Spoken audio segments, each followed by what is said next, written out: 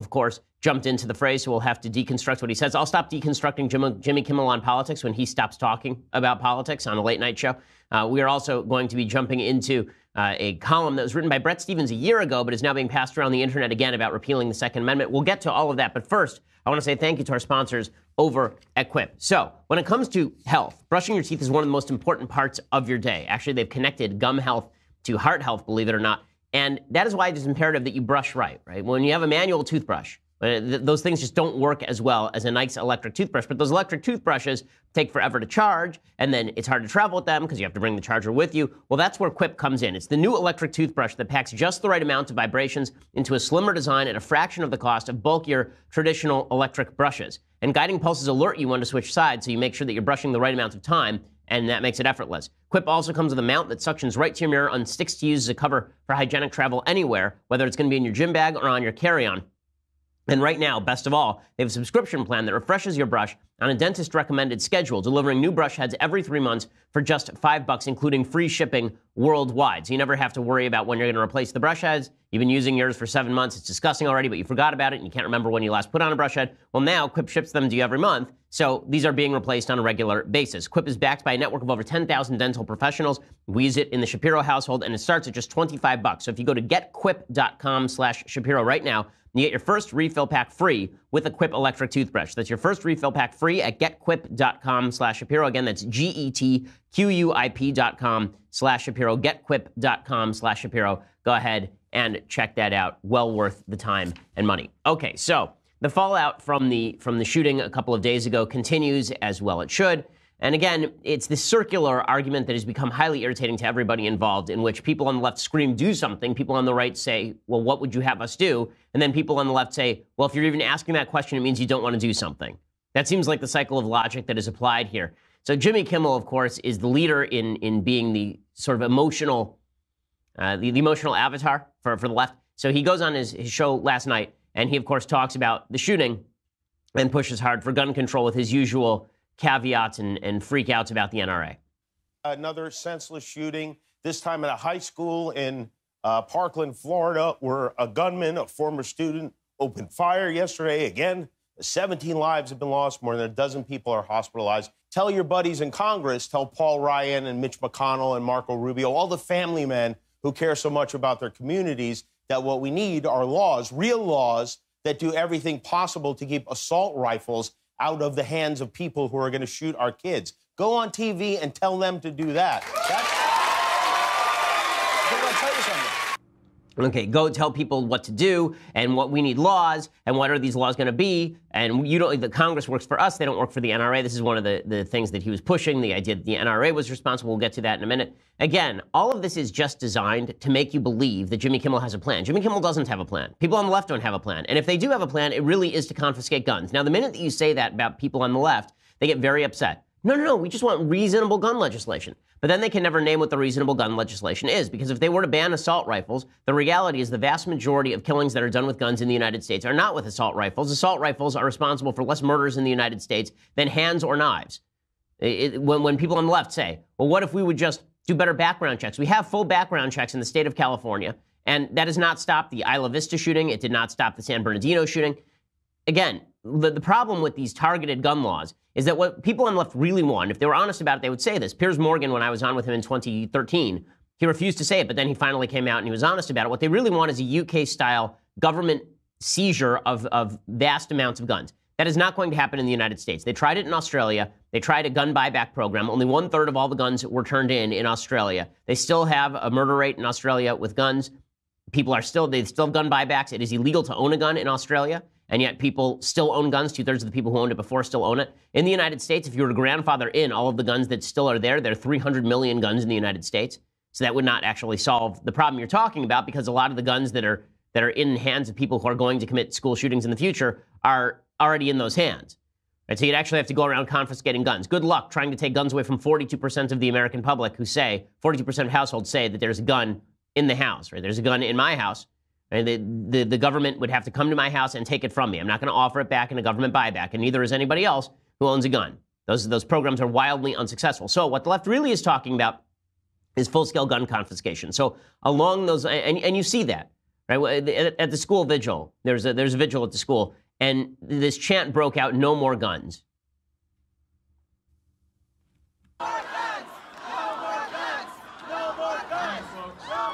Now, I don't know what that's supposed to mean, no more guns. Right? You're going to take away the ones that people already have. You're going to take away from law-abiding citizens. And then CNN, the rest of the media, they spend an awful lot of time bringing on victims of shootings to talk about what gun policy should be. So CNN featured a grieving mother. I'm never in favor of this, by the way. I think that it's always a mistake to have grieving people talk about policy because I don't think that your grief is relevant to the policy considerations at issue. You do not have added legitimacy. It's a form of emotional identity politics. You do not have added legitimacy on a topic because as a blank, right? This is what Steven Pinker suggests as identity politics, as a white man, as a black woman, as a grieving mother. Right? As soon as you say that a grieving mother has more moral legitimacy to speak on gun control than somebody who's studied the issue all their life, then you are throwing away reason in favor of emotion. In any case, here's this mother, and obviously you have nothing but sympathy for the mom, and that's why CNN is putting her on the air. President Trump, you say, what can you do? You can stop the guns from getting into these children's hands. Put metal detectors at every entrance to the schools. What can you do? You can do a lot. This is not fair to our families, that our children go to school and have to get killed.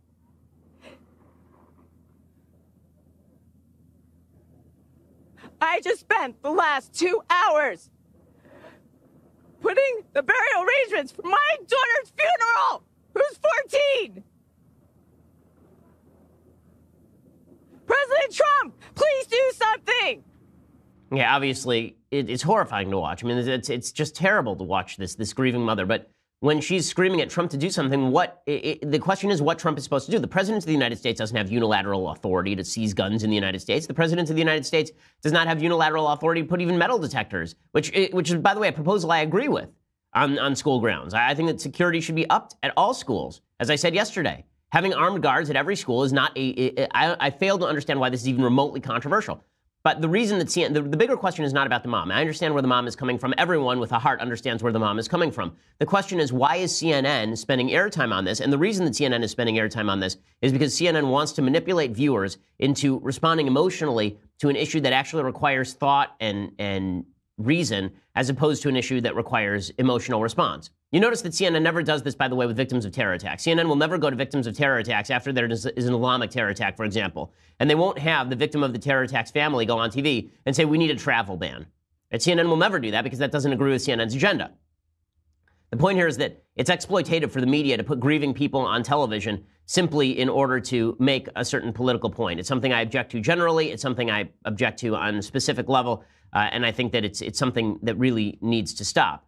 And again, they were doing this with students as well. CNN put a student on TV to talk about why this is somehow on Rick Scott. Rather, it's MSNBC doing this. Well, you know, again, it's a slew of emotion. It's anger, it's fear, it's confusion, it's grief. And I've just been trying to channel those all together into some sort of mad inspiration. I'm trying to get the message out that it is important to grieve, but it's also important to make sure the bad guys feel this in the polls and to make sure everybody knows that their votes count on this. It's my astute belief that the blood of those 17 people is on Rick Scott's hands. Okay, so somehow it's not Rich Scott, it's Rick Scott. It's somehow the blood of people who died in Parkland is on Rick Scott's hands. Why is it on Rick Scott's hands when a nutcase, who apparently the police were called to the house 39 times. This is the new report. The police had gone to this guy's house 39 times, and there was no involuntary commitment of this person who apparently, when he was a child, was even put in a facility for violent juveniles. Right? Obviously, the system failed here. But what that has to do with gun control is a little bit beyond me. Now, folks on the left, if they're really honest, they will say what they really mean. What they really mean is they want to confiscate all the guns. And so let's talk about that in just a second, whether or not all the guns should be confiscated. But first, I want to say thanks to our sponsors over at Bull and Branch. So we're never going to agree on everything when it comes to politics, but we can all agree on the need for a good night's sleep so that we can all wake up refreshed and ready to do battle in the morning. That's what Bull and Branch is for. Okay, you don't need a new expensive mattress or sleeping pills to get a great night's sleep. What you do need is Boll and Branch sheets. Boll and Branch sheets are just fantastic. They are the top-notch sheets. Okay, you are paying wholesale prices for luxury sheets. Luxury sheets can cost up to $1,000 in the store. Bowl and Branch sheets are only a couple $100. They're made from pure 100% organic cotton, which means every time you wash them, they actually get soft. They actually get softer. We actually discarded a lot of our sheets after we got our first set of Bowl and Branch sheets, and then bought a few more sets because they are just that comfortable. I have a tough time sleeping in sheets that are not Bowl and Branch at this point. Right now, go to bowlandbranch.com and use promo code Ben. You get $50 off your first set of sheets at bowlandbranch.com. Promo code Ben. The shipping is free, and you can try them for 30 nights. If you don't love them, you can send them back for a refund. But nobody that I know has actually sent them back because they are that good. $50 off your first set of sheets at bowlandbranch.com. That's bowlandbranch.com. Promo code Ben. BOLL and branch.com. Promo code Ben. Again, $50 off your first set of sheets. And the promo code Ben also lets them know that we sent you as well. Okay, so there are some folks today who are being a little bit more honest about what it would take to really get to the gun-free utopia they want. And that, of course, is repeal of the Second Amendment. So Barry Weiss, a reporter, a staff writer over at the New York Times, who was ripped earlier this week. We talked about her. She was ripped earlier this week for being supposedly too conservative, for saying that immigrants get the job done she tweeted that about the daughter of immigrants rather than immigrants themselves, and she was ripped up and down by members of the New York Times staff. Well, she tweeted out repeal the Second Amendment, and then she tweeted out a column that was written by Bret Stephens a year ago, in October of 2017, or a few months ago in October 2017, after the Las Vegas shooting, I believe. And that column was titled Repeal the Second Amendment. So let's go through that column because it's about as good an argument as you will hear for repealing the Second Amendment, and it is not a very good argument at that. So Bret Stephens starts off that column by deriding what he calls the conservative fetish for the Second Amendment. So why exactly would conservatives support a private right to own weapons for the protection of life and liberty? After all, Stephens says, quote, from a law and order standpoint, more guns mean more murder. Now, this actually is not true. Okay, more guns in certain places mean more murder. More guns in Vermont do not mean more murder. More guns in rural Texas do not necessarily mean more murder. Stephens cites a study in the American Journal of Public Health from 2013 to show that, quote, states with higher rates of gun ownership had disproportionately large numbers of deaths from firearm-related homicides.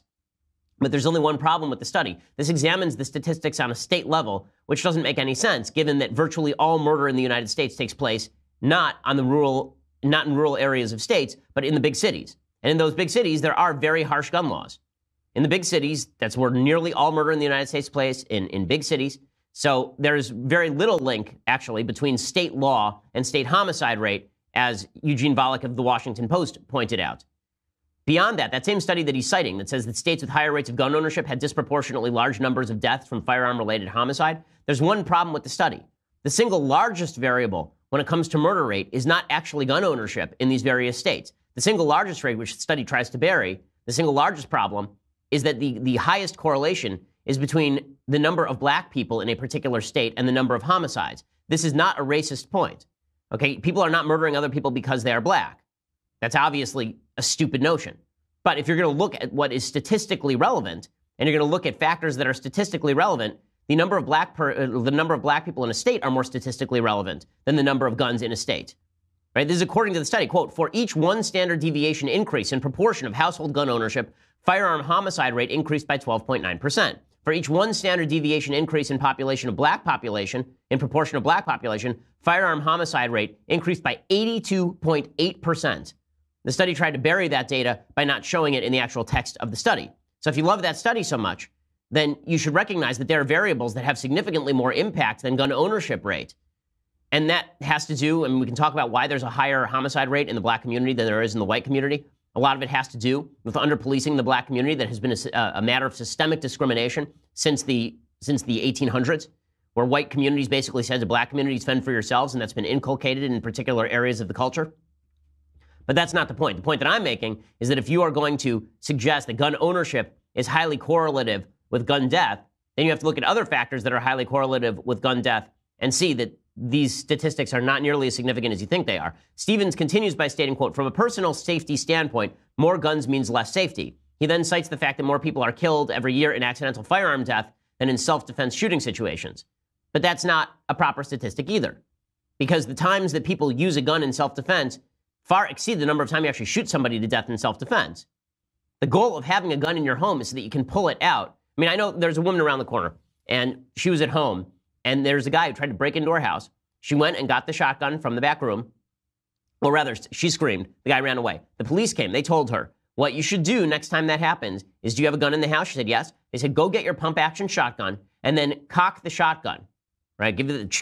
Do that near the door, and the guy will run.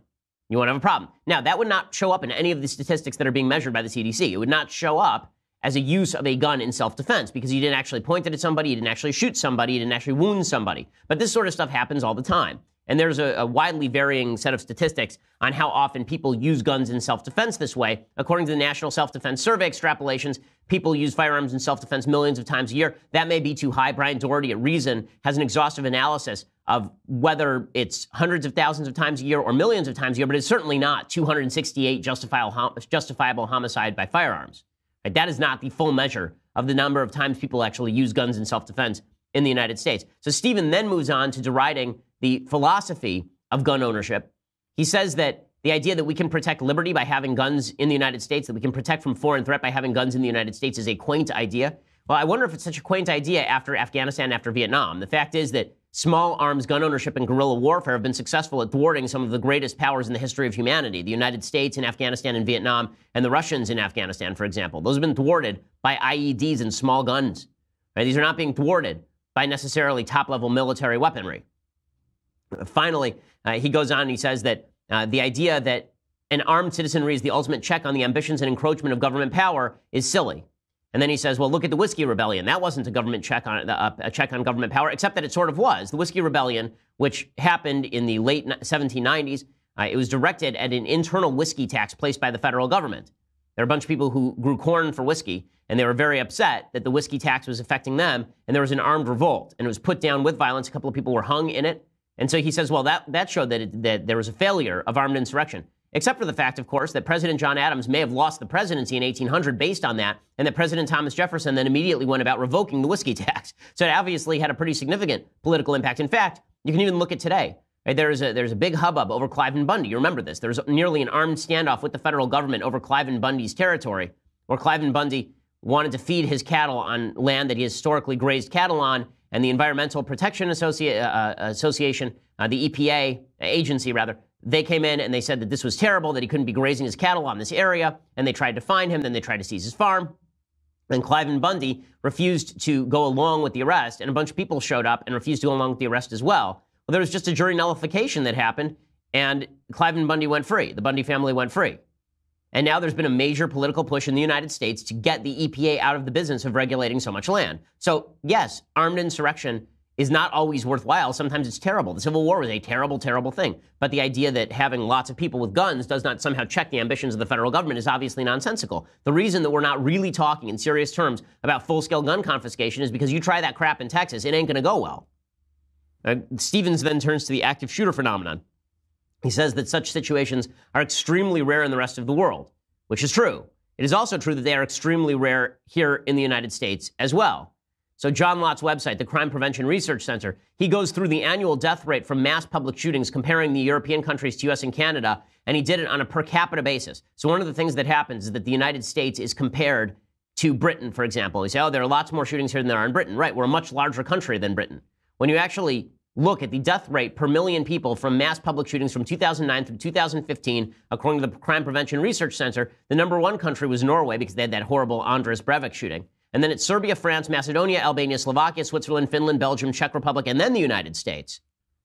How about frequency? Right, forget about the number of dead. How about frequency of mass public shootings?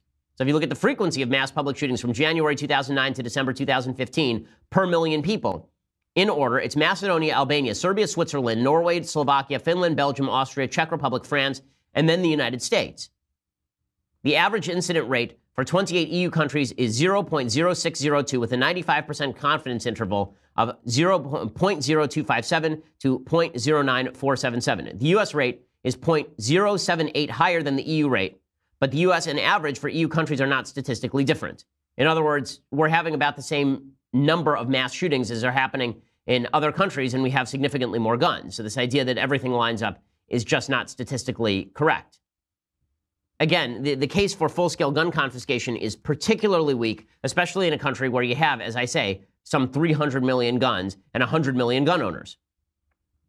Finally, he says that leftists are losing the gun control debate when they lie about the facts, which is true, and that they should stop talking about quote-unquote common-sense gun control, and they should just repeal the Second Amendment. He says gun ownership shouldn't be outlawed. It doesn't need a blanket constitutional protection either.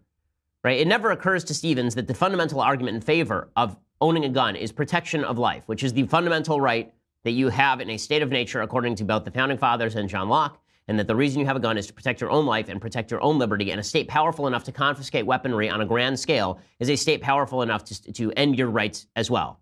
Other rights, not just your First Amendment rights. And Stevens finishes by saying, the true foundation of American exceptionalism should be our capacity for moral and constitutional renewal, not our instinct for self-destruction. But that's not true at all. The true foundation of American exceptionalism is the idea that we built a system on unchanging human nature. Human nature has not changed. And the idea of handing a complete monopoly on gun ownership over to the federal government is a scary one, or should be a scary one, to anyone who loves liberty. Okay, when we continue here in just a second, I want to talk about the NRA, because the left is going nuts over the NRA. So let's talk about that. Okay, let's begin with Nancy Pelosi. So Nancy Pelosi, of course, has decided that the NRA is fully corrupt and that they are the ones deciding America's character. Here is the House Minority Leader. Whose political survival in this body is more important than the survival of our children, for example?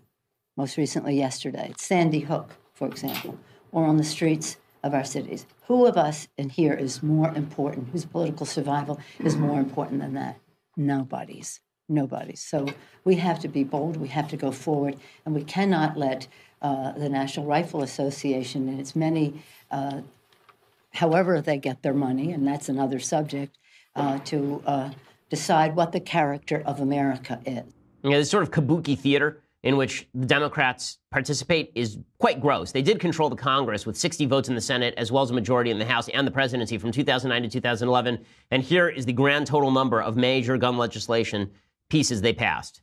0. Okay, the answer is 0. This is what Democrats always do. They don't want to touch these issues because they think they're political winners. Instead, they wish them to fester. If Democrats really thought that gun confiscation were a thing, they could have moved in favor of it in 2010, in 2009, in 2008. They didn't do any of those things. Instead, they sat around and waited for Republicans to take office again, and then they rail against the Republicans supposedly being in the pay of the NRA. They did the same thing with illegal immigration. We'll get to that in a little while. Democrats have been saying that illegal immigration, DACA, deeply important things. They didn't do anything on illegal immigration while they had control, and now that Republicans have control, they're railing against Republicans. This is the game they play. But I want to go to a core view that she's talking about here, and it was repeated across the media, that the NRA is in control of our politics, that the reason that we haven't had a vast gun confiscation or new gun laws passed is because of the evils of the NRA, which is paying people off. MSNBC's Stephanie Ruhle said the same thing. She suggested that it's just because Republicans are being paid off by the NRA.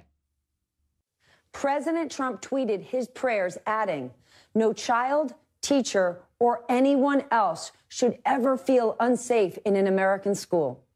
Well, the NRA spent more than $21 million supporting President Trump in his 2016 election. Almost $10 million in ads and other pro-Trump material, and $12 million attacking Hillary Clinton. The thoughts and prayers are with the victims. The dollars and cents are another story.